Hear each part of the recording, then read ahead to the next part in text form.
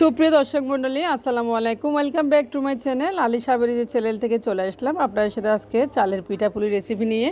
তো এভাবে চালের পিঠাপুলি যারা একদম পিঠা বানাতে পারে না তাদের জন্য খুবই সুবিধাজনক। রেসিপিটা ভালো লাগলে অবশ্যই চ্যানেলটি সাবস্ক্রাইব করবেন এবং একটা লাইক করতে ভুলবেন না। তো আমি চলে যাচ্ছি মূল রেসিপিতে। এখানে আমি দেখেন একটা প্যান বসিয়ে চুলায় আর 1 কাপ দিয়েছি পানি। শেষে দিয়েছি আমি এখানে 1 কাপ পরিমাণ চিনি মেজারমেন্ট কাপে।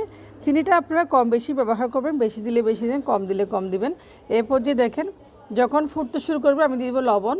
তো লবণ দিয়ে ভালোভাবে চালের গুঁড়ো দিয়েছি 2 কাপ আর ময়দা দিচ্ছি 1 কাপ পরিমাণ মতো। সব কিছু দিয়ে ভালোভাবে আমি একটা ডো রেডি করে নেব। দেখেন ডোটা খুব সহজে রেডি হয়ে গেছে।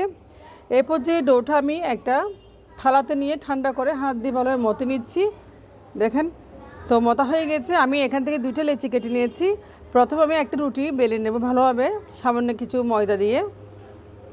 তো নাস্তাটা আসলে খাদের জন্য সুবিধাজনক। অবশ্যই যারা একদম চালের পিঠা বানাতে পারে না, চালের নাস্তা বানাতে পারে না, তাদের জন্য পিঠাপুলিটা আসলে খুব সুন্দর, দুর্দান্ত, খুব স্বাদের হয়। তো দেখেন আমি একটা রুটি বেলে নিচ্ছি খুব সুন্দর করে। তো দেখেন একটা রুটি বেলে নিচ্ছি ভালোভাবে ময়দা দিয়ে। এখন এই পর্যায়ে আমি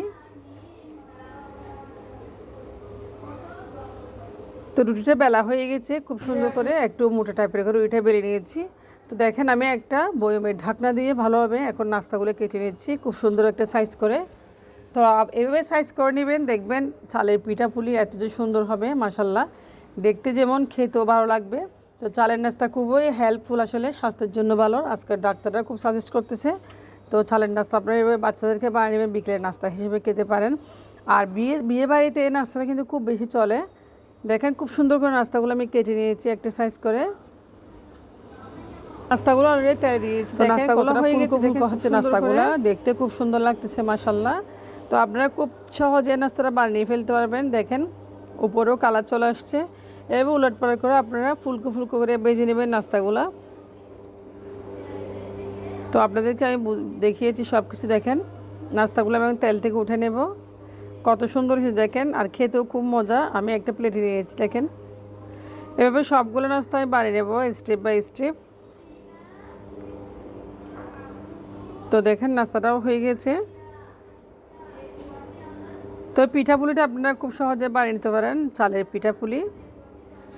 তো আমি একটা প্লেটে সার্ভ করে দেখাচ্ছি কতটা সুন্দর হয়েছে। দেখেন আপনারা সকাল বিকাল নাস্তা হিসেবে এটা খেতে পারেন। চালের পিঠাপুলি অনেকে পছন্দ করে, আর মেহমান আসলে খুব দ্রুত আপনারা নাস্তাটা বানিয়ে নিতে পারেন। দেখেন তো আমি একটা পিঠা খেয়ে দেখাচ্ছি আপনাদের কতটা সুন্দর হয়েছে, ভিতরে দেখেন কত সুন্দর হয়েছে। তো আপনারা ভালো থাকবেন, অবশ্যই এভাবে পিঠাপুলি একবার ট্রাই করবেন। আল্লাহ হাফেজ, আসসালামু আলাইকুম।